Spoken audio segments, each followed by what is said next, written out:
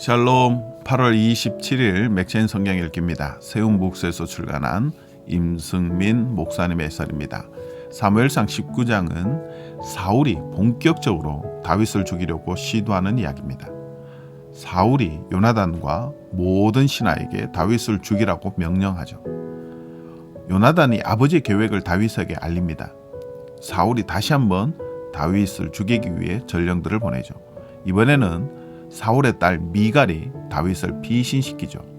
다윗은 사무엘이 있는 라마 나요스로 도망갑니다. 다윗이 그곳에 있다는 소식을 들은 사울은 전령들을 3번이나 보내지만 번번이 실패하죠. 자신이 직접 갔을 때도 실패하고 맙니다. 사울은 다윗을 죽이고자 하지만 다윗은 다른 이들의 도움으로 위기를 넘깁니다.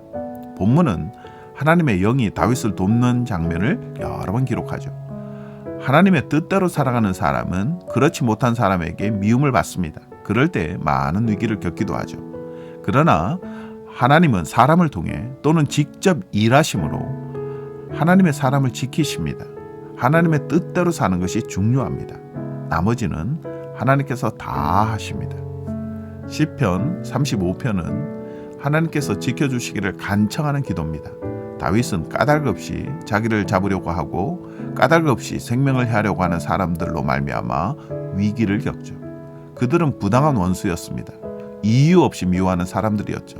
부당하게 조롱하는 사람들이었습니다. 심지어 선을 악으로 갚는 사람들도 있었죠. 하나님의 뜻대로 살다 보면 종종 이런 사람들을 만납니다. 다윗은 이 모든 위기에서 하나님께서 자기를 위하여 싸워주시기를 간청하죠. 1절에 여호와여 나와 다투는 자와 다투시고 나와 싸우는 자와 싸우소서. 하나님이 아니면 이 위기에서 벗어날 길이 없기 때문이죠. 부당한 위기에 처했을 때 가장 먼저 할 일은 기도입니다. 하나님은 억울한 사람과 원통한 사람을 위해 기꺼이 일하십니다. 예레미야애가 4장은 멸망당한 예루살렘의 비참한 상태를 묘사하죠. 순금 그릇이 질항아리가 되었고 젖먹이가 목말라서 혀가 입천장에 붙었습니다. 어린아이들이 떡을 구하지만 떼어줄 사람은 없었습니다. 고귀한 자들이 거름더미 위에 앉았습니다. 깨끗하고 빛이 나던 존귀한 자들이 이제는 더럽고 말라 비틀어졌습니다. 다음 말은 예루살렘 성안이 얼마나 비참했는지를 잘 보여주죠. 10절에 딸 내 백성이 멸망할 때에 자비로운 부녀들이 자기들의 손으로 자기들의 자녀들을 삶아 먹었도다. 이토록 비참한 지경까지 오게 된 것은 그들의 죄가 너무나도 컸기 때문입니다. 소돔의 죄악보다 무거웠다고 말하죠. 선지자들의 죄와 제사장들의 죄악들 때문이라고 말하죠. 그때까지도 그들은 헛된 도움을 바라고 있었습니다. 구원할 능력이 없는 나라를 바라보고 또 바라보았습니다. 결국 하나님의 맹렬한 진노로 예루살렘은 파괴를 당하고 말았습니다. 죄로 말미암은 심판이 얼마나 무서운지 상상해 보시기 바랍니다.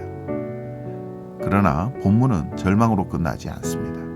죄악의 형벌이 다하였고 주께서 다시는 사로잡혀가지 않게 하실 것이라고 말합니다. 하나님께서 당신의 손안에 은혜를 가득 들고 새로운 일을 시작하셨기 때문이죠. 사람의 끝은 절망이지만 하나님의 시작은 소망입니다.